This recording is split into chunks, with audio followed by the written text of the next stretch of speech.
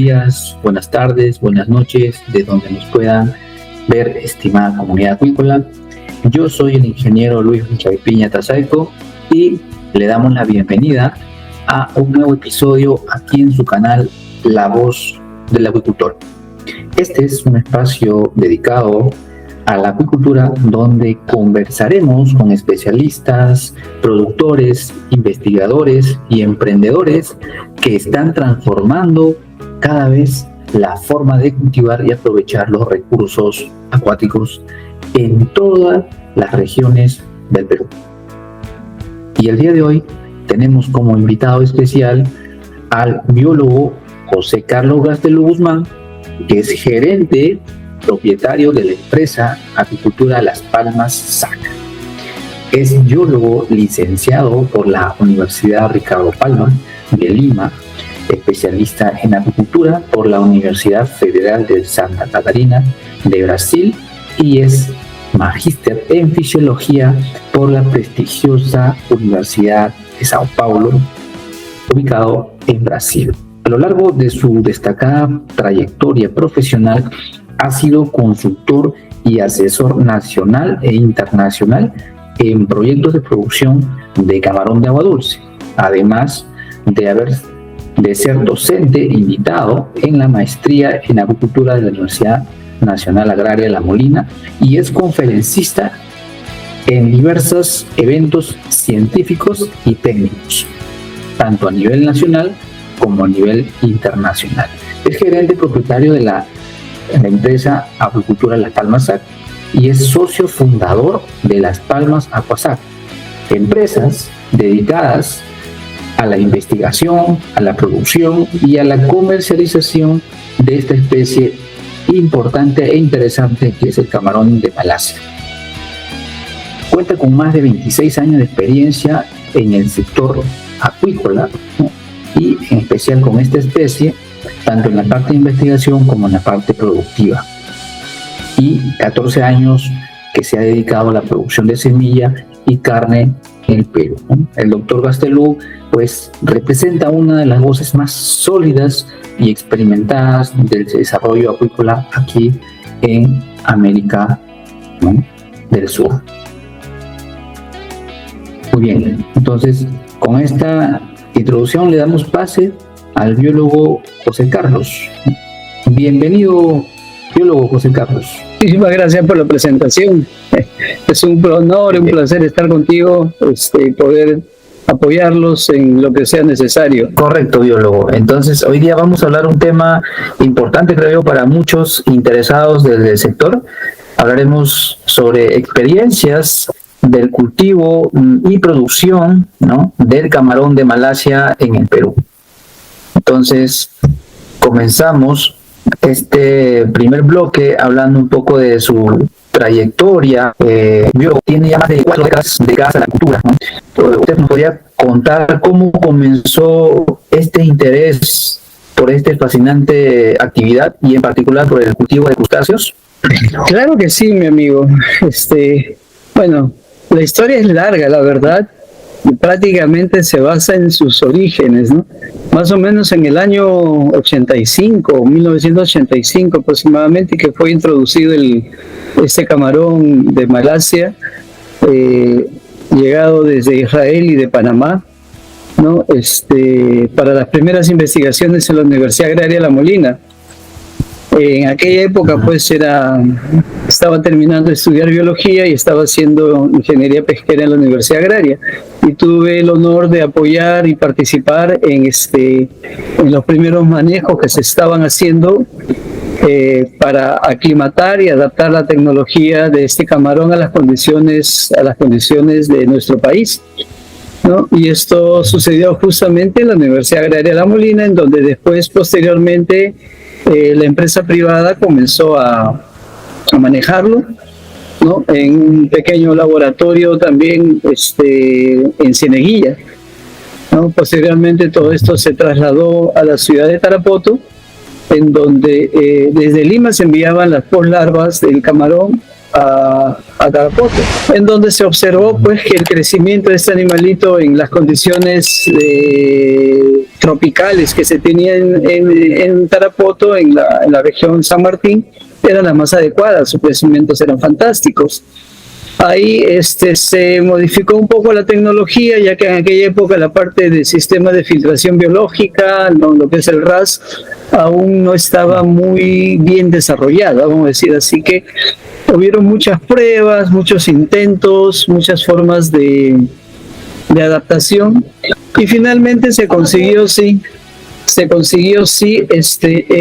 la producción masiva de este camarón en nuestra Amazonía, ¿no? Y de ahí, bueno, la historia viene pues básicamente en crecimiento, ¿no? Tuvimos periodos en donde la producción era bastante buena. Comenzaron honestamente los problemas de cambios climáticos, volúmenes menores de agua que venían por los ríos, lo que fue alterando un poco los sistemas productivos por lo menos por nuestro lado. Llegamos a tener hasta cerca de 70 toneladas anuales de producción, y actualmente se está teniendo un promedio de 24, 25 toneladas apenas por año, ¿no? Una de las técnicas que se está ampliando es trabajar este camarón junto con la tilapia, ¿no? Cultivo consorciado ahí, en donde está dando muy buenos resultados, pero lo que se necesita es motivar, incentivar más la producción de un organismo que sinceramente tiene totalmente dominada su tecnología, ¿no? Se le conoce, pero de derecha a izquierda y arriba a abajo, cómo manejarlo. Los mercados son amplísimos. Pese a que es una especie exótica, ¿qué te puedo decir? Tiene una demanda enorme, y eso hace con que justamente los precios sean un poco más altos, ¿no? No tiene mucho que diferenciar con nuestro actual Macrobrachius caementarius, ¿no? O sea, ¿qué te digo? Su sabor, su textura, la consistencia de su carne es muy agradable, y hay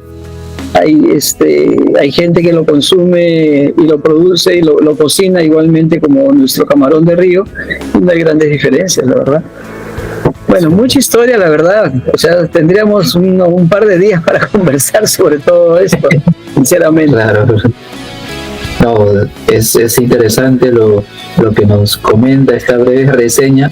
En realidad debe ser muy largo la experiencia, pero para empezar creo que está bien, ¿no? Comentarnos un poco de su experiencia y cómo se acercó a este crustáceo que tiene un potencial en la agricultura.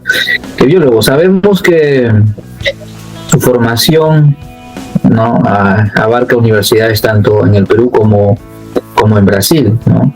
¿Usted podría decirnos qué aprendizajes o qué experiencias considera que le marcaron su visión actual sobre la acuicultura?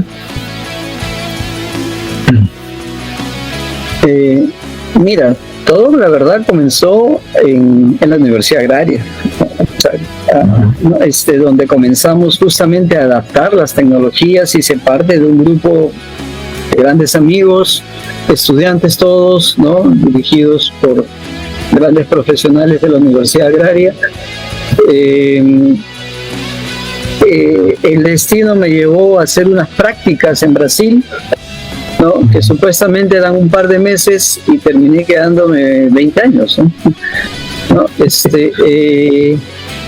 De un laboratorio tan pequeño como el que teníamos en la universidad, llegar a una estación en Río de Janeiro en donde, bueno, era pues un monstruo de instalaciones, ¿no? Equipos, materiales, gente preparada, ¿no?, que definitivamente pues motivaron. O sea, lo que nosotros le veíamos como algo pequeño que estábamos comenzando, no llegas a un lugar en donde esto ya se manejaba, se hacía como una rutina, ¿no? Definitivamente pues motivó todo este conocimiento, ¿no? Tuve la oportunidad de ser parte del primer grupo que hizo la especialización en acuacultura en la Universidad Federal de Santa Catarina en Florianópolis, ¿no? En donde justamente dirigí mi trabajo de tesis en lo que era nutrición de este animalito, ¿no? A nivel de larva. Correcto. Resultados bastante interesantes, y hubo la oportunidad de que una empresa nos contactó en la universidad y bueno, y me llevó a trabajar en empresa privada. A partir de ahí, sinceramente, ya no paré, ¿no? A partir de hacer, de estar trabajando para empresas, pasamos a asesorar a algunas empresas también, y de ahí decidimos abrir nuestro propio laboratorio de producción, ¿no? Y ahí fueron las cosas avanzando. Nos tocó hacer una maestría en donde también dirigí el trabajo a poder entender cómo era el proceso de maduración gonadal, ¿no? En relación a la nutrición, en relación a las condiciones de temperatura, ¿no? Entonces se hizo un trabajo bastante interesante, publicado en revista científica, ¿no? En donde conseguimos entender algunos problemas. El principal problema que teníamos es de que no superábamos ciertos niveles de producción. Entonces se hacía necesario conocer un poco más a fondo cómo funcionaba biológicamente este organismo y dónde estaban los problemas que, como por la parte técnica, la podíamos ir llevando, pero no teníamos ciertos conocimientos científicos que nos irían a hacer entender su fisiología reproductiva, su fisiología digestiva, qué ellos consiguen asimilar, qué se necesita para que la producción de vitelo sea la adecuada, para que esas larvas sean buenas. Entonces, todo eso pues fue un gran motivo, ¿no? Fue un incentivo enorme. Y sinceramente, a partir de ahí ya no paré, entré a ver un poco también de microalgas, ¿no? Que la estación donde hice las prácticas también las tenían. Tuve la oportunidad también de trabajar con camarón marino, o sea, el langostino, para nosotros en Perú. Entender también todos los detalles que venían en relación a la reproducción y producción de semilla del langostino, ¿no? En fin, todas estas cosas fueron motivando, sinceramente, ¿no? Pasé a entender y aprender un poco también sobre la producción de moluscos bivalvos, ¿no? A nivel de almejas, a nivel de ostras, ¿no? Iniciamos algunos trabajos también en aquella época con los pectens, o sea, nuestras conchas de abanico, que es otra especie en Brasil, ¿no? Y bueno, aquí en El Salvador también he tenido el gusto de reiniciar y encontrarme con todas esas experiencias antiguas que tuve para poder ponerlas en vigencia, ¿no? Y todo eso motiva, sinceramente. Va el tiempo pasando y vas viendo que la cosa funciona, vas viendo que se va teniendo resultados, que a la gente le gusta, que, sobre todo cuando vas a utilizarlos y preparar un buen plato de comida, ¿no? Con nuestra sazón, ¿no? Y a la gente les encanta cómo queda, y eso te va motivando, te va dando más ímpetu de querer continuar y querer buscar más. Nunca estamos conociendo todo, siempre estamos aprendiendo cada vez más, ¿no? Hay que ser sinceros y honestos, no tenemos todo el conocimiento, pero con la cabeza abierta justamente para aprender y asimilar más lo que se pueda, ¿no? Eso es lo que te puedo contar sobre las motivaciones, y que continúan apareciendo, la verdad, ¿no? Porque es una actividad que a veces yo la veo sinceramente más que una actividad de trabajo, como una distracción, ¿no? Porque nos gusta trabajar con esto. Aquí en esta actividad no tenemos sábado, no tenemos domingo, no tenemos feriados. Cuando estamos en producción vamos de frente, pero lo hacemos con cariño, lo hacemos porque nos encanta, nos gusta realizar este tipo de trabajo. Eso es la verdad, y a veces nos tomamos hasta medios locos, ¿no? Pero así lo manejamos. Claro, correcto. Sí, es interesante lo que nos comparte, y también comparto también la alegría que siente por desarrollar algo que nos apasiona siempre, la acuicultura, ¿no? Y no verlo como un trabajo, sino también verlo como una distracción, como algo que nos gusta, nos apasiona hacerlo, y más cuando la gente se queda saciada, se queda contenta por el buen trabajo que está desarrollando. Bien, excelente. Entonces yo luego con eso terminamos esta primera parte, este primer bloque, para ahora pasar a esta segunda parte, donde vamos a hablar sobre innovación y desarrollo tecnológico, ¿no? En esta parte vamos a explorar un poco la evolución técnica y tanto científica, que ya nos mencionó en la primera parte, ¿no? Acerca del camarón de Malasia, y cómo la innovación pues ha venido cambiando el manejo, ¿no? Biólogo, en estos años, ¿usted cómo ve cómo ha evolucionado la tecnología, ¿no? Aplicada al cultivo del Macrobacterium rosenbergi, o sea, el camarón de Malasia, en comparación con sus inicios, ¿no? ¿Cómo ha evolucionado?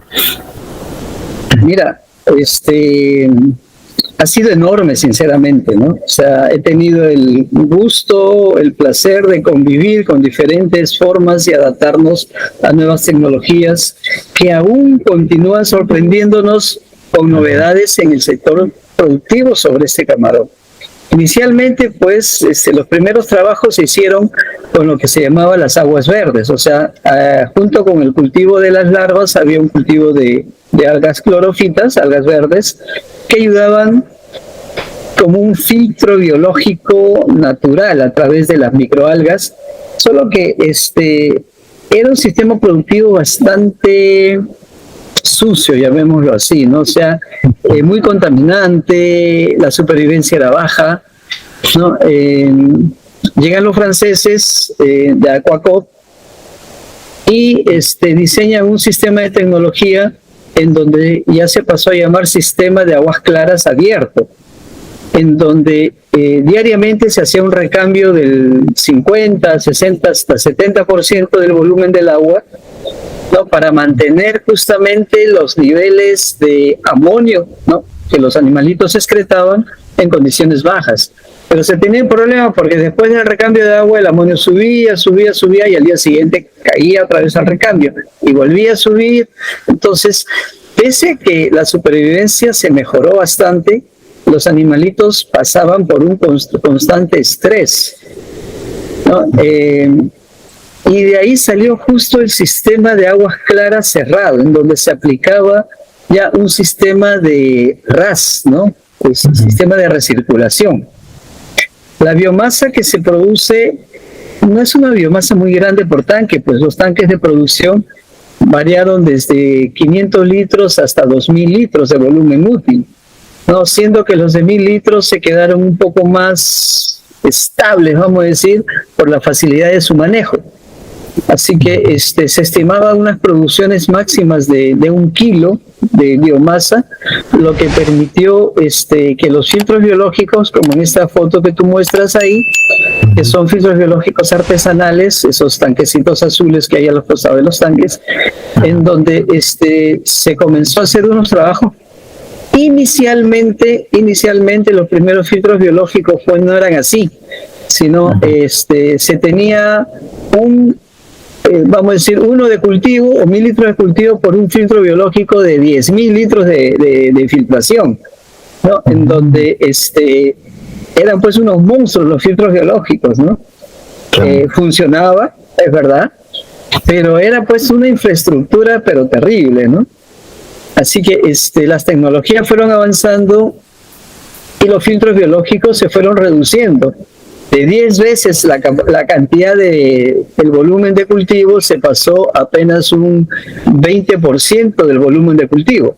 O sea, si yo tenía 1.000, los tanques de cultivo pues tenían a lo mucho 200 litros, menos inclusive, porque eso fue bajando hasta prácticamente un 5%. Y a eso dependía de los sistemas de filtros biológicos que se iban aplicando en el sistema, ¿no? Habían filtros biológicos que originalmente se hacían inclusive con piedras, ¿no? En donde la cantidad de bacterias pues que se fijaban eran muy pocas, así que había pues una batería de filtros, ¿no? Después se pasó a utilizar los filtros de de arena, ¿no? En donde se necesitaban volúmenes grandes de agua, ¿no? Para esto. Y posteriormente se pasó a utilizar los filtros que se llamaban dry wet, ¿no? Los filtros tipo dry wet son filtros muy prácticos, en donde es como si estuviéramos en una ducha, donde estamos totalmente mojados, pero al mismo tiempo respirando bastante cantidad ¿no? Que en este caso las bacterias necesitan de oxígeno. Entonces redujo bastante el volumen. Entonces se fue mejorando la tecnología de los sistemas de filtración biológica, y uno de los otros pasos, porque estos sistemas nos tenían muy limitantes de lo que era el litoral, la costa, ¿no? Porque los cultivos de camarón de Macrobrachium, y sobre todo en y la mayoría, yo te diría que el 90% de las especies de Macrobrachium, su cultivo se hace con un agua de mezcla de agua de mar con agua dulce, ¿no? Y eso nos muestra su origen primitivo, evolutivo, vamos a decir, en donde es una especie que se está terminando de adaptar de agua de mar a agua dulce. Entonces sus larvas aún necesitan una cierta cantidad de cargas iónicas, minerales, que la tienen el agua del mar y el agua dulce, ¿no? Eso nos llevó a entender cómo hacer los cálculos de las filtraciones biológicas, los trabajos que había que hacerse con cargas iónicas en el agua, ¿no? Entonces fuimos sinceramente incorporando de poco en poco diferentes tipos de manejos y tecnologías, ¿no? Antiguamente, por decirte, todos los días se sifoneaban los tanques para retirar los excesos de suciedad que se tenía. Actualmente se sifona 2 veces durante todo el cultivo, y es bastante. Hay cultivos en que ni siquiera se hacen sifoneos para sacar la suciedad, porque se hacen manejos de movimiento suficiente de agua para retirar todas estas partículas que se tienen y pasarlos a través de filtros, donde el agua se mantiene clara todo el tiempo, ¿no? O sea, hay una serie de realmente la tecnología ha ido avanzando. Es más, ahora ya no necesitamos estar cerca del litoral. Como entiendes, nuestro laboratorio que está en Perú está a más o menos 650, 670 kilómetros del litoral, pasando la cordillera, ¿no? Este laboratorio que hemos instalado aquí en El Salvador también estará pues a unos 150 kilómetros del litoral. Entonces, ¿qué pasamos a utilizar? Aparte de la filtración biológica, agua de mar sintética, esa que se utiliza para los acuarios. Entonces, ya no dependemos de tener agua de mar, sino simplemente compramos los paquetes de sales, ¿no? Las preparamos y claro, tienen un tiempo de vida, pero nos sale más práctico y más en cuenta comprar estas sales para reponer el agua, ¿no? Porque hay una baja muy grande, sobre todo de magnesio en los cultivos, ¿no? Casi entre un 80 y 100 ppm que se consumen. Entonces hay que reponer todo esto. Ahí pasamos pues al biólogo químico, ¿no? En donde pasamos a recordar nuestras clases de estequiometría para hacer equilibrios, balances de masas para poder reponer y recuperar estas sales que se van perdiendo, pero con el cuidado de no exagerarnos con sulfatos y cloruros, que también nos pueden causar un problema del sistema tampón de Wafler dentro del agua. O sea, estamos en un trabajo de jala y tira, en donde el trabajo es bien técnico, ¿no? O sea, es bien interesante, es bien técnico, y continuamos avanzando. Yo tengo certeza de que se irán mejorando. Actualmente se trabaja con una cierta densidad de cultivo que el propio sistema lo estabiliza, ¿no? Pero creo que el siguiente paso es comenzar a aumentar densidades en las mismas áreas y tener supervivencias similares o mejores, ¿no? Se está trabajando, definitivamente. La acuacultura no para, y es como un reto para nosotros acuacultores tratar de ir mejorando y llevar novedades al sistema productivo, ¿no? Es bonito. Correcto, biólogo. Sí, es una maravilla, ¿no? Todo esto es lo que nos cuenta, y esto va a despertar mucho interés para aquellos que nos están escuchando, quizás, los que estén interesados en emprender, ¿no? ¿no? Estos son temas eficaces, son técnicos para que puedan desarrollar éxito. Biólogo, ¿cuáles, hablando ya de la producción, hablando de técnicas, cuáles usted considera que son los principales factores técnicos para lograr el éxito en la producción de semilla y también en la producción de carne de camarón de Malasia, ¿no? Claro. Mira, mi amigazo, cuando trabajamos con acuacultura, el primer punto importante es el manejo de las condiciones del agua, ¿no? Es como que nosotros estuviéramos viviendo en un sistema donde nuestro oxígeno, nuestro aire está totalmente contaminado, ¿no? Y nos va a perjudicar definitivamente. El agua, aparte de obviamente la oxigenación que debe tener, la aireación para que el oxígeno se mezcle en el agua, que es importante, hay una serie de condiciones que hay que tener en este manejo del agua. O sea, el fundamento principal es entender el manejo de la química del agua. No solamente la química, sino también la parte biológica, ¿no? Habría que entenderlo, ¿no? En larvas, por decir, el control continuo de las condiciones de la calidad química del agua tienen mucho a ver con la supervivencia, ¿no? Mantener obviamente los niveles de toxinas bajos. En laboratorio no nos preocupamos mucho por el oxígeno porque tenemos un blower que nos está inyectando aire todo el tiempo y casi siempre estamos a un nivel de saturación, ¿no? Pero tenemos otros tipos de productos que se forman como exceso de fosfatos, exceso de nitritos, ya ni tanto, porque los filtros biológicos bien definidos no nos deben llegar a producir grandes consideraciones de nitrito, concentraciones y considerando el nitrito como un veneno, ¿no? Se nos va subiendo también el nitrato, pero ya sabemos cómo manejar, ¿no? O sea, existen ya productos que se utilizan para el consumo del nitrato, ¿no? Muchos dicen que hay que ponerlos en medios anaeróbicos, ponerlos al sol, qué sé yo, pero ya existen bacterias que consumen el nitrato y lo mantienen constante, y hay resinas que se colocan en los sistemas de filtración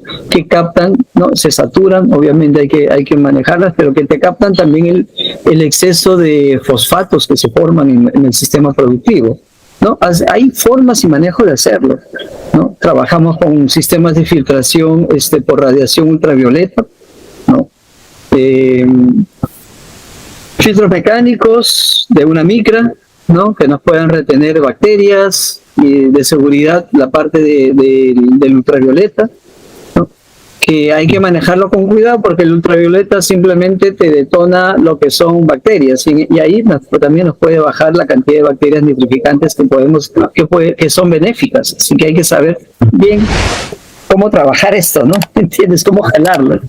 En el sistema de engorde, sí, ahí tenemos una gran masa de agua. O sea, el camarón es un organismo que, como ustedes saben, para crecer, él cambia de exoesqueleto, de caparazón, ¿no? Al cambiarlo es altamente permeable, ya no es tan rígida su exoesqueleto que le impide retener, entrar o salir líquidos del organismo. Entonces, a la hora que muda se pone permeable. Este animalito se hincha de agua por cuestiones osmóticas, ¿no? Se hincha de agua y después su caparazón se enrijece y después va reemplazando esa agua por tejido, va eliminando el agua y va haciendo esto, ¿no? Pero para que esto suceda, esa es una característica que tiene el camarón de río en general, que ni todos tienen una muda sincronizada como la realiza el langostino, donde prácticamente el 90-95% mudan de un día para otro, ¿no? Y todos se recuperan y continúan su crecimiento. En el camarón de río tenemos el problema de que no hay sincronización.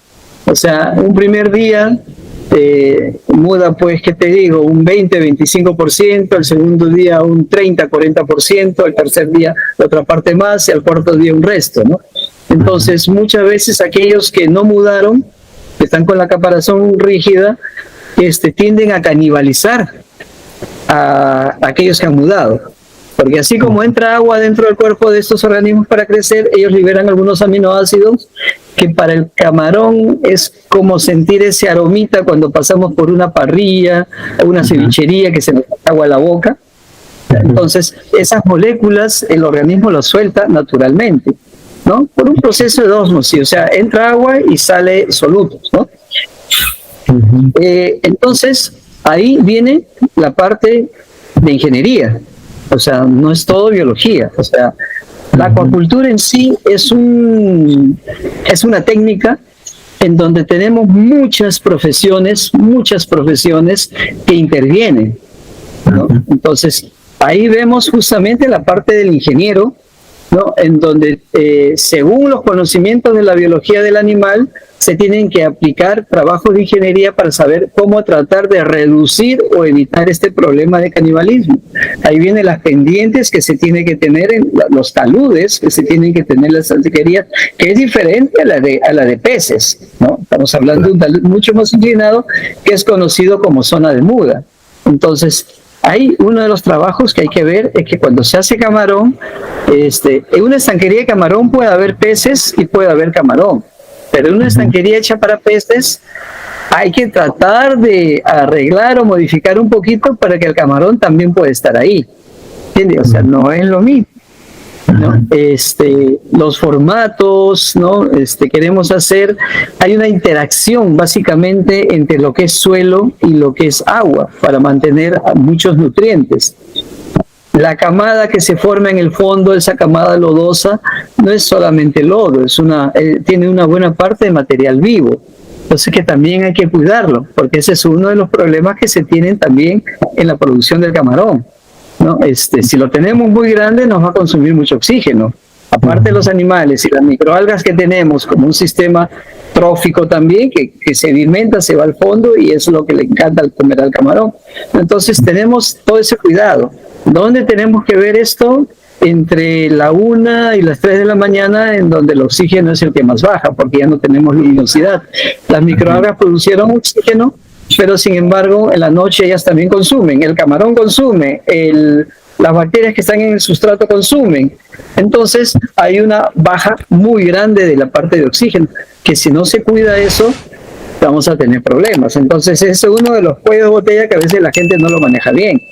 ¿Y cómo controlamos eso de una manera tan simple? No necesitamos ni siquiera un oxímetro, no necesitamos hacer análisis grandes ahí, con un simple disco de Secchi, ¿no? Que lo tenga entre 30 y 40 de turbidez a la hora que metemos el disco de Secchi, que es un plato, una tapa de balde, ¿no? Con un palo de escoba, y a cada 10 centímetros o 5 centímetros se le pinta, ¿no? Se le mete a cierta altura y hasta donde se pierde de ver el disco, lo ideal sería que esté en 30, 35, más o menos, máximo 40, en donde sabemos que es la productividad si es que está el agua verdosa. Si vamos a tener el agua marrón sucia, ahí ya complica. Pero si la tenemos media verdosa, nos da un indicativo de la cantidad de microalgas y qué tanto ellos pueden consumir de oxígeno en la noche. Entonces, si lo tengo entre 30 y 40, yo sé que no me van a consumir en condiciones de que me puedan causar problemas a los cultivos, ¿no? Entonces, todas esas cositas se tratan de ver, ¿no? Hay que tener cuidado también con la calidad de las microalgas que se van apareciendo. Por ejemplo, unas cianofisias en el agua nos van a causar problemas de hasta mal gusto, ¿no? Y es lo que sucede en los flowers, sobre todo en las tilapias, ¿no? Y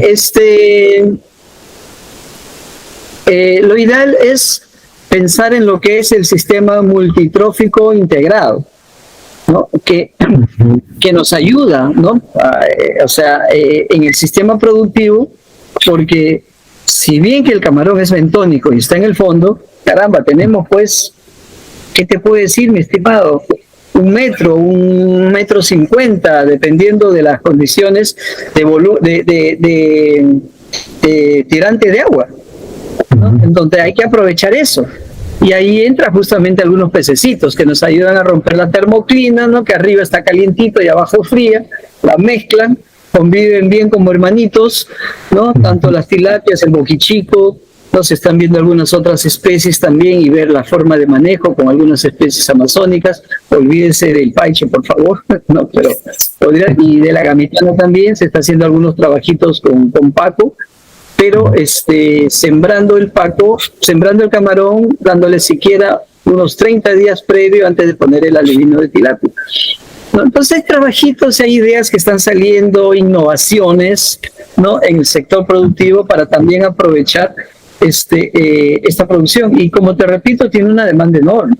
Si el precio está alto ahora en el mercado, es porque hay poca oferta, ¿no? Y esto es importante para que otros inversionistas, colegas técnicos, no profesionales en el sector acuícola, también le den su miradita a esta parte de camarón, ¿no? Que es fundamental. Pues mira, hay tantas cosas para contarte, mi estimado amigo, que sinceramente a veces uno se entusiasma, comienza a hablar, y si tú no me dices, oye, hasta aquí llegamos, mira, nos vamos hasta mañana. Claro, Violo. Sí, pero es interesante lo que nos ha compartido. Hemos tomado nota de todo aquello, ¿no? De la importancia que tiene que tener, pues, el conocer la fisiología del animal, el crustáceo, y también el conocimiento científico, ¿no? En el manejo del agua, el manejo químico, ¿no? En cuanto también a la reproducción y el manejo de la engorda. Es interesantísimo todo lo que nos ha compartido. Muy bien, biólogo. Entonces, con esto cerramos este bloque para entrar a este nuevo bloque. Vamos a entrar a un nuevo bloque hablando sobre educación, gestión y sostenibilidad, ¿no? En este bloque vamos a hablar ya en la parte ya de la docencia y también como consultor. Usted nos comenta que está en El Salvador. Es un bonito país. Un saludo para nuestros hermanos salvadoreños, ¿no? Y hablar un poquito de la visión sobre la sostenibilidad y hablar también sobre la formación de los nuevos profesionales dedicados a la agricultura. Usted viene trabajando como docente y conferencista en importantes conferencias internacionales, nacionales, ¿no? ¿Usted qué nos podría decir? ¿Qué competencias cree que deben fortalecer los nuevos profesionales acuícolas?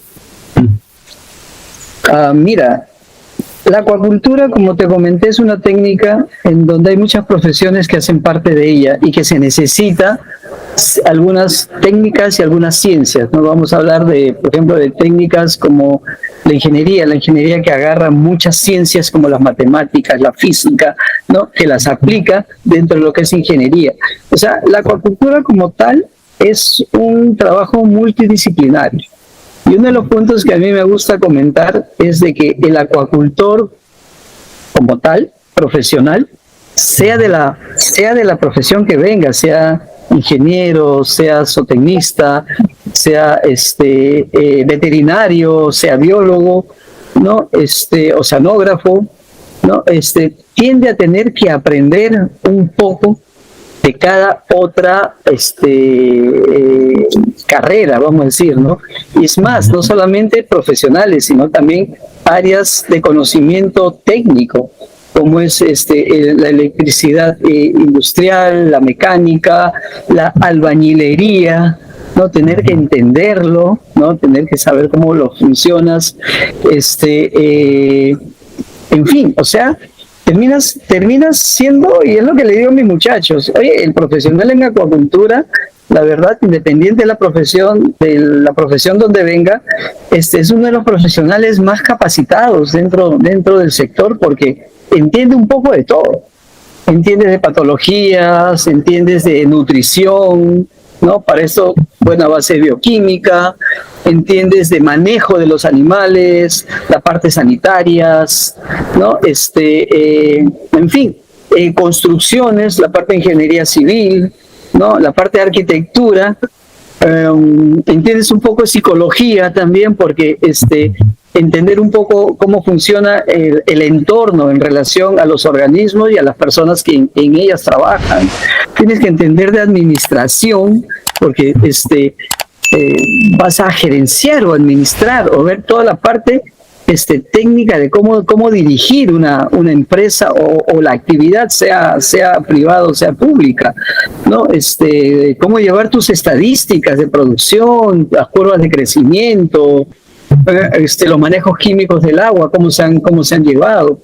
¿Entiendes? Entonces es algo que te lleva más, ¿no? Como decíamos hace poco en la parte de ingeniería, fundamental, cómo definir los canales, las estructuras de las estanquerías, el manejo de los tractores y el movimiento de tierra que van a hacer, bajo qué normas vamos a definir eso, la calidad del agua que llega, el caudal que va a llegar, que me va a definir hasta dónde puedo llegar en producción, ¿no? Por dónde va a pasar, definir los canales, el sistema de suelo que tenemos para poder definir, ¿no? Y ahí tenemos que entender también parte de lo que es topografía, ¿no? Geología.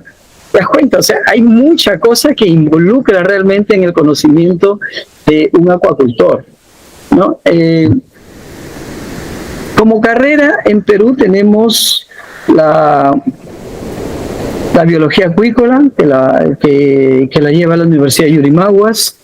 Tenemos la biología pesquera, que la tenemos en la Universidad de Trujillo, la biología marina, que la tenemos en la Científica del Sur, ingeniería acuícola, que también la tenemos en Ingeniería del Sur, en la Universidad Científica del Sur. En la Villarreal también tenemos oceanografía e ingeniería acuícola, ¿no? En fin, o sea, tenemos una serie de universidades, la agraria, que tiene pues ingeniería pesquera y una maestría en acuacultura, ¿no?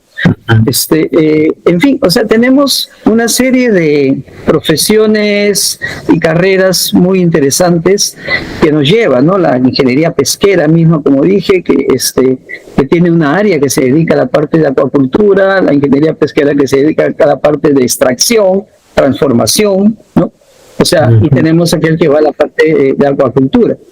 Entonces, todo profesional que entre en la actividad de acuacultura, le guste o no le guste, tiene que conocer un poco de otras profesiones también, porque hace parte del conocimiento de la acuacultura, ¿no? Aquí en El Salvador, por ejemplo, las personas que están llevando, los profesionales que están llevando la acuacultura son los ingenieros agrónomos y los veterinarios, porque aún la parte de biología, que si bien la tienen, están más dedicados a lo que es medio ambiente. Entonces son muy pocos los que entran dentro del sector productivo. Así que se está motivando y se está incentivando también para que en corto tiempo, porque ya vieron la importancia, se abran estas profesiones específicas.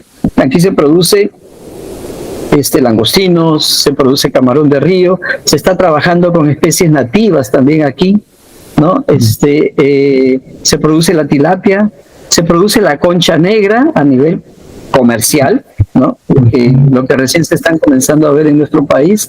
Se produce la ostra que es la Magallana gigas, que es la ostra japonesa, que es típica de aguas frías, cada cual se ha aclimatado a las condiciones de aquí, y se produce aquí la ostra, ¿no? Increíble, no es tan grande, pero se produce y tiene un mercado enorme. Entonces, mira que la actividad tiene movimiento. En nuestro país tenemos pues la concha de abanico, ¿no? Tenemos langostino, ¿no? La trucha, que ha crecido enormemente, y cada uno tiene una forma de manejo. Es interesante porque muchas veces, como quien dice, que mucho abarca, poco aprieta. A veces, pese a que conoces un poco de todas las especies y cómo manejarlas, uno tiene que centrarse un poco en algo más específico, porque terminas al final conociendo muchas especies y pocas de su tecnología, ¿no? O te dedicas a una o dos especies y aprendes bien cómo manejarlas, ¿no? Eso es lo que más o menos se maneja. En lo que es sostenibilidad, sí, la capacidad de producción es justamente, hay que manejarlas para ver hasta qué punto tenemos un retorno del capital, porque hay una inversión. Hay que ser sostenible y sustentable. A veces confundimos y decimos es lo mismo, pero tienen sus ciertas diferencias ahí, ¿no? Entonces hay que hacer que la actividad se mantenga, se sostenga por sí misma en su producción, ¿no? en el momento de su trabajo, ¿no? Y obviamente llevarla en el tiempo, ¿no? Para que esto se sostenga indeterminadamente en el tiempo también, ¿no? Y ahí tenemos que ver y trabajar cuando vemos esto, cuáles son nuestros costos de producción, cuál es el retorno del capital que voy a tener de mi inversión, cuánto de lo que voy a producir me cubre, ¿no?, los costos de producción y cuánto de ellos me va a generar lucratividad, ¿no? Cómo está la oferta y la demanda, que justamente mandan los precios, ¿no? Si vemos un costo de producción, a veces el costo de producción del camarón del Rosenberg, ¿no?, es mucho más alto que producir tilapias así sea hormonada. Es mucho más alto que producir especies nativas, amazónicas, ¿no? Porque hay mayor inversión y más técnica, ¿no? Pero sin embargo, los precios se mantienen casi que similares, ¿no? Claro, uno nos dice, no, yo demoro 3 años en llegar a tener un reproductor, ¿no? Entonces eso ya me costó, tengo que recuperar todo eso. Pero hace parte de nuestro trabajo realmente, ¿no? Hace parte. En camarón marino, en langostinos también tenemos ese problema. Antes se capturaban a las hembras en el océano para poder tener las hembras enormes y ovígeras, y ellas se llevaban para el laboratorio, se hacía la evaluación ocular. Hoy ya los reproductores se sacan de una estanquería de langostinos, de camarón marino. Se producen estanques exclusivamente reproductores, ¿entiendes? Eso ya ha ido viendo, porque justamente es más sostenible que tener que salir de barcos mar adentro a buscar esos animalitos. Entonces ya se trabaja de esa manera, ya se está viendo trabajos de ya no hacer ablación ocular en camarón marino, sino trabajar con fotoperiodos y con algunos otros compuestos, pero aunque aún no funciona dentro de lo que se gustaría, ¿no? La ablación ocular continúa siendo uno de los ejes en la reproducción del langostino, ¿no? En el camarón, mira, ¿qué te puedo decir? El Perú y casi todos los países, por lo que yo paso por aquí, estoy viviendo, conozco un poquito cómo es la realidad en México, en Panamá, aquí en El Salvador, ¿no? Hay una tradición del consumo del camarón de río. Y el Macrobrachium rosenbergi, que es una especie introducida, está generando las expectativas en donde se busca justamente consumirlo utilizando las mismas técnicas gastronómicas que se utilizan en los diferentes países. Aquí, por ejemplo, existe un plato que le llaman la mariscada, donde el camarón de río pues es fundamental, ¿no? Nosotros tenemos nuestro delicioso chupe de camarones. Ponte un chupe de camarones con nuestro Macrobrachium camentarius y otro con nuestro Macrobrachium rosenbergi, ¿no? Y bien preparado no le vas a sentir diferencia. Prueba aquí, prueba de allá, es lo mismo, ¿no? Entonces tenemos nuestras tradiciones, ¿no? Un buen ceviche mixto de camarón, un buen cóctel, una tortilla, ¿no? Un picante de camarones, ¿qué te digo? Una causa rellena con camarón. O sea, son cosas de nuestra tradición culinaria, que eso viene pues desde los inicios de los primeros habitantes en el Perú, que ya cuando fueron bajando desde el Alaska hasta llegar hasta Sudamérica, ¿no? Hay reportes, ¿no?, que se han encontrado, tenemos huacos, ¿no?, antiguos donde muestran el camarón, ¿no? Entonces, que lo consumía. Así que en ese sentido, mira, es una actividad que creo que, aunque está lenta en Perú, es una actividad que llegó para quedarse. Es difícil encontrar patologías, aunque las hay en laboratorios y no se cuidan bien, ¿no? Pero no son tan fatales. Prácticamente se consiguió dominar y no se usan terapéuticos en ningún tipo de cultivo de camarón, como se hace en langostinos, ¿no? Como se hace en algunos cultivos de moluscos también, ¿no?, para evitar problemas de vibrios. En camarón no se usa, a no ser la lejía que se utiliza para desinfectar los suelos y lavar los tanques después de los cultivos, pues, ¿no? Pero claro, ningún tipo de producto que se necesite. O sea, prácticamente es un producto orgánico, ¿no? Y se diferencia en ese sentido a casi todos los otros sistemas productivos. Hoy tenemos una estratificación enorme en la parte de tilapia en la producción amazónica, lo que ha reducido totalmente. Están comenzando a haber antibióticos, vacunas, ¿no? Una serie de cuestiones. Yo les digo, ok, si están con ese problema, dejen de producir un poco lo que es la tilapia para ver si mejoran las condiciones del agua y metan camarón. El camarón no le va a afectar. Entonces, todos esos detalles se van viendo y como ves, es una cuestión de que, pese a que la producción es pequeña, se busca mucho el producto. Cuando nosotros cosechamos allá, yo no necesito salir a vender ni ofrecer, simplemente un par de teléfonos y al día siguiente toda la producción que sacamos ya desapareció, ¿no? Y tenemos todas las condiciones de darle valor agregado, separando tamaños, porque el camarón, vale la pena decirlo, no crece homogéneamente. Tenemos todos hermanitos, vamos a encontrar camarones medianos, grandes, extras. Entonces cada uno obviamente tiene un precio. Ahí le damos el valor agregado, seleccionándolos, ¿no? Y ofreciendo diferentes precios, inclusive para las diferentes, ¿cómo te digo? Poblaciones, ¿no? En el sentido económico, ¿no? A las personas más humildes, a las personas de mayor condiciones, ¿no? Entonces hay como ofrecer el camarón y está a diferentes valores en donde realmente puede llegar a la mesa de una persona más humilde económicamente, ¿no? Como puede llegar también a aquel restaurante, pues, ¿no? Un hotel 5 estrellas y que, bueno, va a ser la vedette de la noche o del día. Tanto para decirte, mi amigo. Sí, interesante, biólogo. Y si no en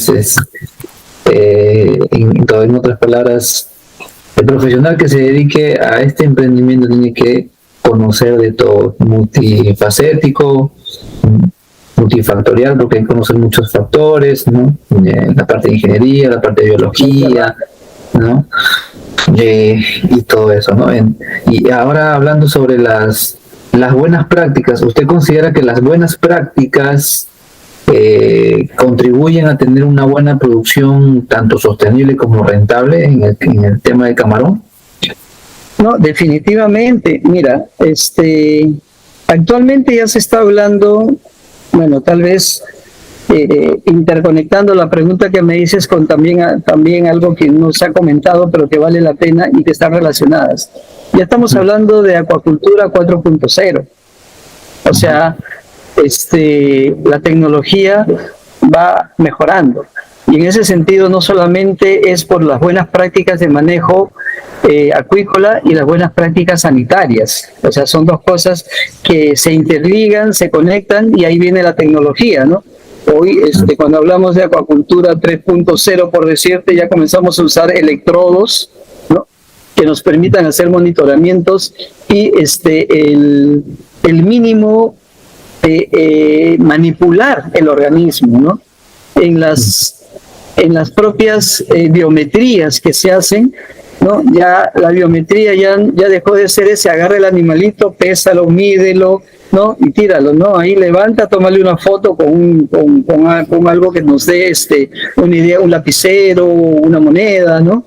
Y a partir de ahí, lo tomaste la foto, suéltalo rápidamente, ¿no? O sea, estresar lo mínimo al animal para que pueda evitarse problemas de baja de inmunidad, ¿no? Por estrés, ¿no? Entonces, claro que sí, las prácticas de manejo son fundamentales, ¿no? Ya aprendimos cuando nos llegó la enfermedad del PIL en tilapia, ¿no? Que fue el virus de la laguna de la tilapia, que ya se trabajaba un poco tilapia y camarón, ¿no? Entonces ya aprendimos a ser un poquito egoístas con nuestras cosas también. Ya no era como antes que prestábamos nuestros materiales a tu vecino, a tu amigo, oye, yo no tengo esa malla, préstamela. Oye, espérate, ya no se puede hacer eso, ¿no? Por cuestiones sanitarias, ¿no? Me puedes traer algo que tú tengas y que yo no tenga, o te puedes llevar algo que yo tengo que tú no tienes, ¿no? Claro. El cuidado que se tiene que tener en las personas que llegan a hacer las visitas, ¿no? ¿De dónde viniste? ¿Te vienes de otra granja? Ok, te vienes de otra granja, entonces, bueno, mira, tu recorrido va a ser mínimo, ¿no? O sea, te recomiendo de que regreses otro día, ¿no? Pasar por los sistemas de alcohol en las manos, los rodapié, los pediluvio, ¿no? Ujú. Ya se están incrementando cada vez más, los rodaluvio, que sería para hacer pasar los carros a través de, ¿no?, de sus áreas en donde tienen que mojarse sus llantas en un sistema desinfectante que puede ser lejía o puede ser amonio cuaternario, ¿no? Se están implementando, aunque no es algo que uno lo ve todo el tiempo, pero Claro. vamos a notar que en el tiempo eso se va a hacer una rutina, ¿no? Y trabajitos que antes no se consideraban, ya hoy pasan a ser rutinas de trabajo, rutinas día a día, ¿no? Si bien que Sanipes nos exige ciertas normas y tienen toda la razón, por ejemplo, inclusive reciclaje de basura. Pero a veces estamos en áreas rurales en donde a veces ni nos sirve hacer un reciclaje de basura, vale tal vez hacer un hueco y quemarlos y enterrarlos después porque no pasa el servicio de colecta, ¿no? Entonces, hay algunos detalles, pero es importante tenerlos en cuenta siempre, mantener ordenado. ¿Qué te exige? Que cada estanquería tenga su numeración, ¿no? Que el área está libre, no podemos tener animales sueltos, sobre todo a muchos les gusta tener sus gallinitas sueltas ahí. Imagínate, bueno, son poliformes que de una forma u otra llegan al agua, los perros que a veces se meten al agua, ¿no? Y que podrían perjudicar las condiciones, ¿no? Todas esas cosas sí se están viendo, ¿no? Y se están viendo y la estamos aprendiendo un poco a la mala porque nos fiscalizan, ¿no? El Sanipes está ahí, aunque a veces medio calladitos, pero están ahí. Claro, ya estamos hasta aquí de que vayan todo el tiempo a darnos conferencias repitiendo lo mismo, la verdad. Pero hace parte del trabajo de ellos, ¿no? Claro. Hace parte del trabajo de ellos. La parte sanitaria es fundamental, porque estamos, mira, de inocuidad no se negocia. La inocuidad del producto tiene que ser suficientemente bueno para el consumo humano. Entonces, eso no se negocia. Podemos sentarnos a discutir mejores técnicas, pero para dar una mayor inocuidad del producto para el consumidor final, ¿no? Entonces, ¿qué te digo? La cadena de frío, por ejemplo, ¿no? Cuando nosotros llegamos a Tarapoto, los pescados que se consumían, según el productor, tenía que tener olorcito, porque si no tenía olorcito, no era un buen pescado que ellos querían. Sácale eso de la cabeza a la gente. Hoy si tiene olorcito es porque ya no sirve, ya no está bueno, no puede oler a nada, ¿no? Entonces, poco a poco se han ido viendo todas esas cosas, ¿no? En el camarón también, el camarón, la cadena de frío es fundamental. Tienen el hepatopáncreas y ahí vale indicar algo, que el langostino no lo tiene un hepatopáncreas que no tiene sabor a prácticamente a nada. Pero en el camarón, la cabeza es fundamental. Ahí tenemos el hepatopáncreas, que es lo que llaman los chefs de coral, el coral, donde está concentrado el sabor, pero al mismo tiempo está lleno de enzimas digestivas. Y si no lo cuidamos bien, se comienza a deteriorar, inclusive en hielo. Entonces, por eso que tiene un tiempo de vida. Tienes que ponerlo duro como piedra para reducir. No lo consigues controlar 100%, pero lo reduces a tal punto que le das hasta tal vez unos 4 o 6 meses de vida congelado, un camarón que está congelado, con cabeza y todo. Si es cola, ya le puede dar hasta un año, ¿no? Entonces, todos esos detalles tienen que estarse viendo bien. Si se comienza a degradar el hepatopáncreas por temperatura, esas enzimas se chorrean hacia el músculo y ya pierde textura y pierde calidad. Y en algunos casos, si hay un deterioro bacteriano, ya tenemos un producto que tiene aminoácidos azufrados, ¿no? Y podemos tener problemas altos de histaminas y que pueden causar alergias a quien lo consume, ¿no? Y de ahí viene la parte sanitaria, que es muy, muy importante cuidar. La cadena de frío no puede parar hasta que llegue inclusive al consumidor final, porque él tiene que meterlo en su congeladora y solo sacar lo que va a utilizar, ¿no? Entonces, Sí, es importante, obviamente, los manejos de calidad de agua, los manejos sanitarios, ¿no? Las buenas prácticas de manejo, que si no la tienes, sinceramente no tienes nada, ¿no? Si no haces un buen manejo en esto de aquí, pues vas a estar ofreciendo un producto que si te agarras a nipues, pues llevando en tu motocar, en un saco, tus animales hay uno encima de otro sin ningún oxígeno, bueno, bien hecho que te lo quiten, ¿no?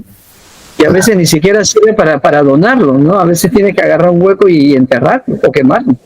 Sí, ¿no? Entonces, por eso es importante a nuestra gente enseñarles las buenas prácticas de manejo y las buenas prácticas sanitarias. Claro que sí, amigo.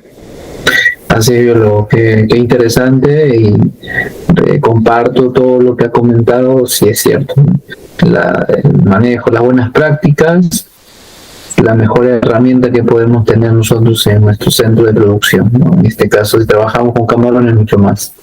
Excelente, biólogo. Ya entramos a esta última parte, ¿no? Donde vamos a hablar sobre proyección y futuro del sector. Biólogo, le preguntaría, ¿cómo ve al Perú de aquí a algunos años en cuanto al futuro de la acuicultura? Especialmente si estamos hablando del camarón de Malasia.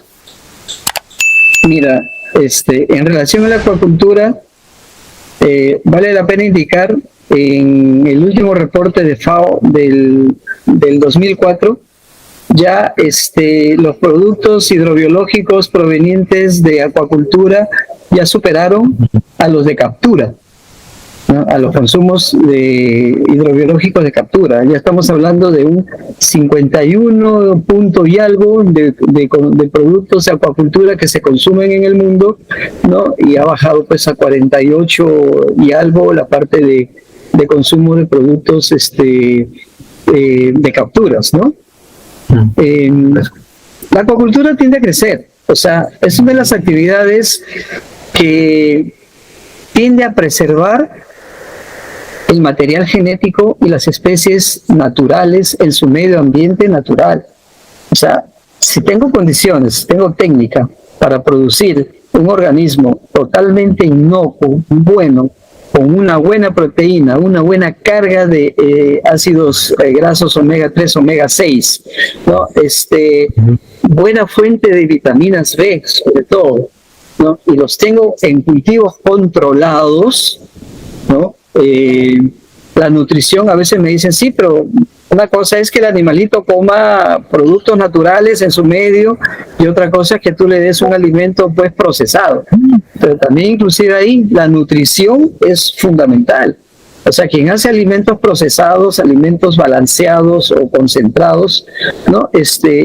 Tiene que entender mucho de la parte bioquímica, no simplemente comprar la máquina, me pasaron la receta, ¿no? Lo hago, oye, ¿dónde está la parte de digestibilidad? ¿Dónde está la parte de, le estoy dando los aminoácidos necesarios, le estoy dando la cantidad de lípidos necesarios para que su metabolismo sea adecuado? Entonces, quien trabaja con producción de alimentos obviamente tiene que tener un nutricionista, y tenemos grandes nutricionistas peruanos en el sentido, ¿no? Nuestro querido amigo Dagoberto Sánchez, una gran figura peruana que está en México trabajando, ¿no? Tenemos, por decir uno, ¿no? Pero tenemos varios profesionales que entienden bien de la parte de bioquímica, ¿no? Aplicada a la parte de nutrición de crustáceos. Hay otros que están especialistas en peces, ¿no? Que ven todo esto, ¿no? Entonces, por más que le demos un alimento balanceado, ¿no? Estamos ofreciendo un producto de buenísima calidad, y eso es lo que tiende a venir en el futuro para nuestra acuicultura. La acuicultura va a continuar creciendo. Mira la trucha. La trucha, si bien que su coloración pues es por astaxantina que le ponen en la ración, ¿no? Porque no, la trucha tiene que ser rosadita, porque si le pones una trucha blanca ya la ves media sospechosa, ¿no?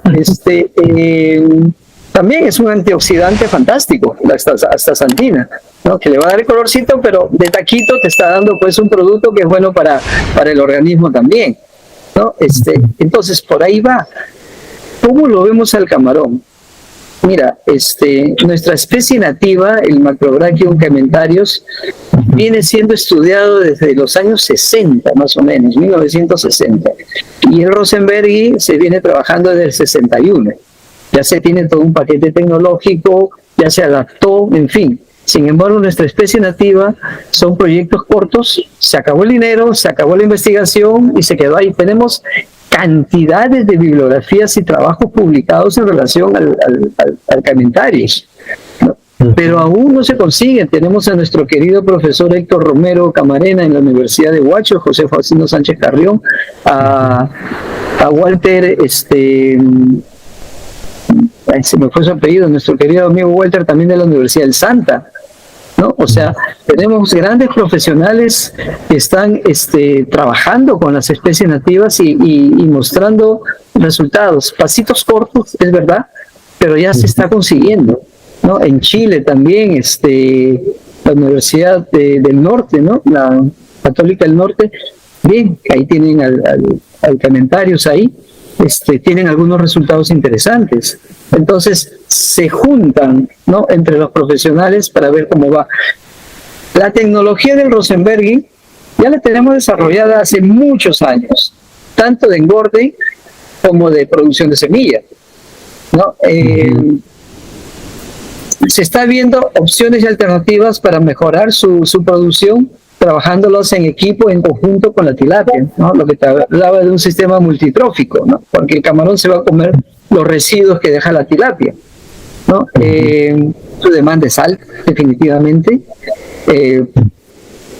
pero te voy a ser directo, que no tenemos un apoyo de nuestras autoridades dentro de un sector como es el de carcinicultura de agua dulce, en donde no se fomenta, no se propagandiza, no se ayuda al productor.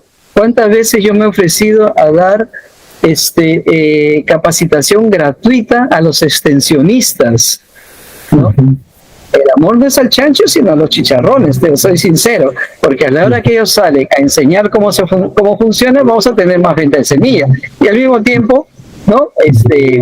Vamos a mejorar la cantidad de producción, ¿no? Va a haber más camarón de por medio, ¿no? Y obviamente la cuestión de oferta y demanda, voy a tener más oferta del producto y seguramente los precios van a bajar, ¿no? Entonces por ahí lo vemos también como un desarrollo interesante a la actividad acuícola, pero sinceramente poco o ninguna respuesta tenemos, y casi prácticamente todo lo que se está trabajando en la parte de carcinicultura de agua dulce es privada.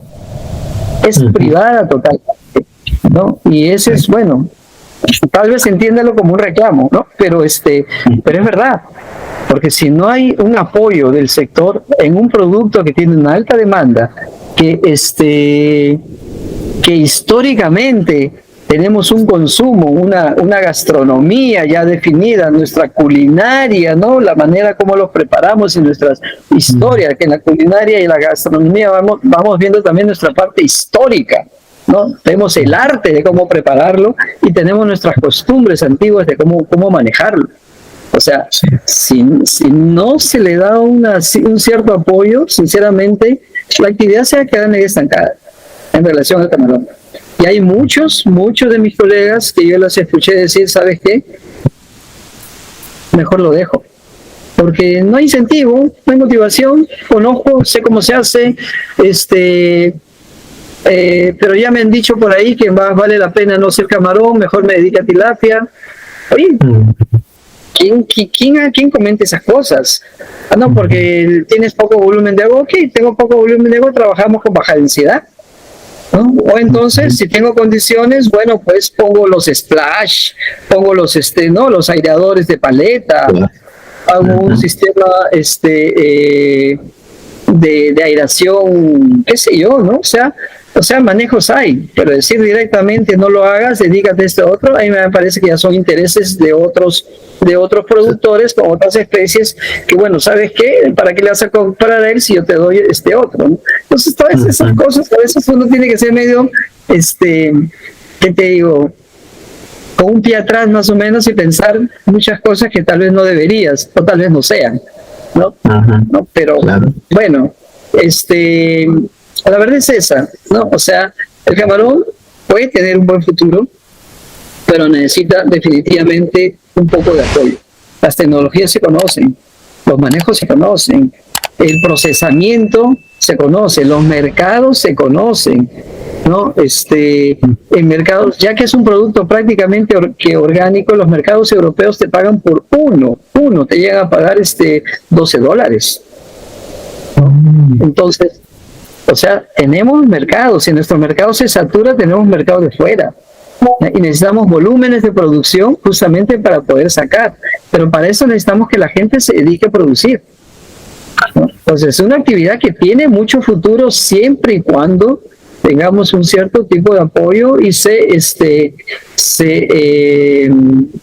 motive a los productores. Tenemos la región amazónica, tenemos la región de Cajamarca, la parte de Jaén, tenemos Piura. Si bien no voy a hacerlo en Tumbes o en Piura donde se trabaja pues también langostinos, no voy a estar enfrentando ambos mercados, pero tenemos los mercados desde Lambayeque para abajo. En Ancash, en la parte del Chao, que es la primera ciudad, subiendo de Ancash a Trujillo, a La Libertad, pues hay unas demandas enormes. En Lima, cuando estamos en periodos de veda, ¿no? Nosotros hemos mandado a Lunahuaná, ¿no? Hemos mandado el camarón y claro, el camarón que se produce en cultivo no pasa por veda, ¿no? Y obviamente documentos, ¿no? Documentos indicando de dónde vienen, los certificados de procedencia, los certificados sanitarios, ¿no? La constancia que indica que viene de cultivo, ¿no? Pero hemos transferido. Ahora lo poco que estamos produciendo, el mercado local lo consume todo. Entonces me piden de Lima, oye, pero para mí es más fácil venderlo en San Martín que venderlo en Lima, porque es toda la logística que voy a tener y me van a pagar lo mismo, ¿no? Entonces a veces hay que pensar todo eso. Muchas veces le digo a mis amigos, oye, demos un laboratorio pues en Ancash, ¿no? Para cubrir toda esta parte, o a lo mejor en Ica, ¿no? Si bien tenemos periodos fríos, porque este animal crece básicamente de 23 grados de agua para arriba, para 30, 32 grados, ¿no? Entonces vamos a tener periodos de frío en donde a lo mejor voy a trabajar 2 ciclos al año, pero esos ciclos al año le doy pero duro, ¿no? Y puedo tener en stock.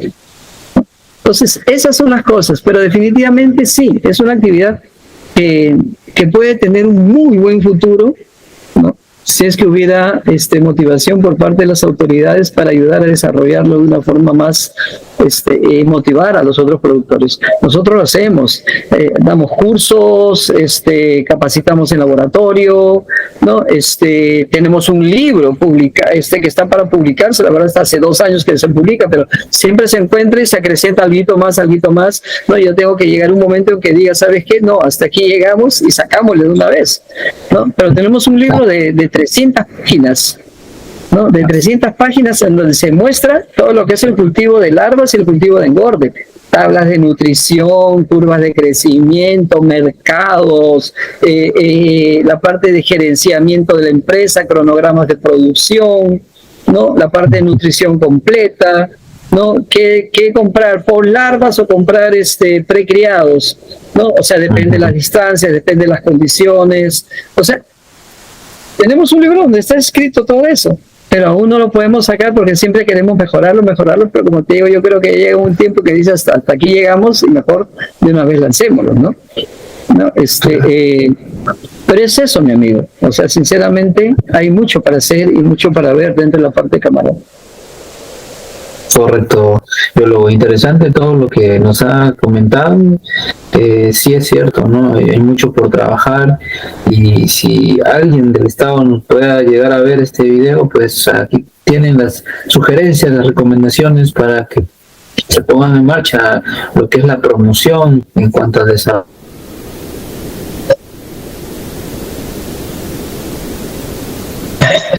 de esta importante. Y finalmente, ¿qué mensaje le gustaría dejar a los jóvenes agricultores y emprendedores que hoy inician este camino, este hermoso camino de la agricultura? Bueno, miren, muchachos que están terminando la universidad y que abrazaron esto, ¿no? Cada quien a veces va orientándose a diferentes actividades dentro del sector acuícola.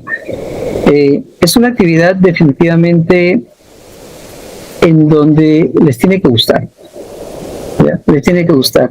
¿Están pensando en que se van a hacer millonarios? La verdad es no, pero va a haber muchas satisfacciones.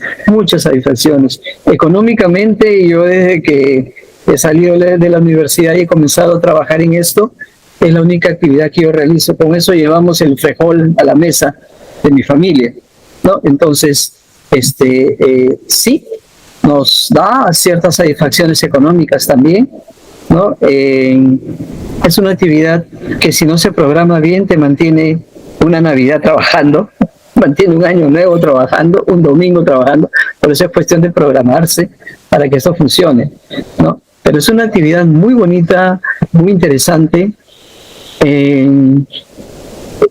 Los manejos de las curvas de crecimiento, cuando las vas montando y las vas armando, ¿no? Sin querer se te pone una sonrisa de oreja a oreja cuando los estás viendo y vas viendo cómo va desarrollando y cómo va funcionando, siguiendo todos, obviamente, los protocolos y las formas de manejo, ¿no? Al inversionista, bueno, piénselo, ¿no? Porque es una actividad que tiene buen mercado, ¿no? Se busca cantidades, no se exporta, porque primero pensamos en mercado local. El mercado local está fácil, pero si hay condiciones, los mercados externos están totalmente abiertos. Su precio en el mercado internacional es aproximadamente 20% más alto que el camarón marino o el langostino, ¿no? O sea, es un organismo que tiene un gran mercado internacional, ¿no? Entonces, la idea es hacer volumen de producción para cubrir las demandas internas y después poder comenzar a sacarlos. O sea, es una actividad, aparte de muy interesante, si la manejamos bien, es bastante lucrativa, ¿no? Viendo que obviamente se consiga pues las ventas del mercado. Ahí ya tenemos que trabajar, ya, y es otro de los puntos. Ahí tenemos que hablar con el acuacultor economista, ¿no?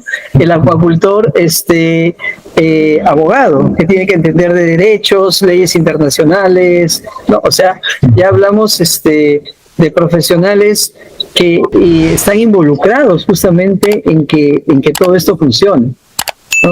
Dios mediante va a funcionar. Conocemos muy bien la tecnología, funciona, les garantizo que sí funciona, pero es importante el acompañamiento de un profesional para que esto vaya. Ya después si quieren caminar solos, pero necesitan aprender mucho de cómo funciona esto, ¿no?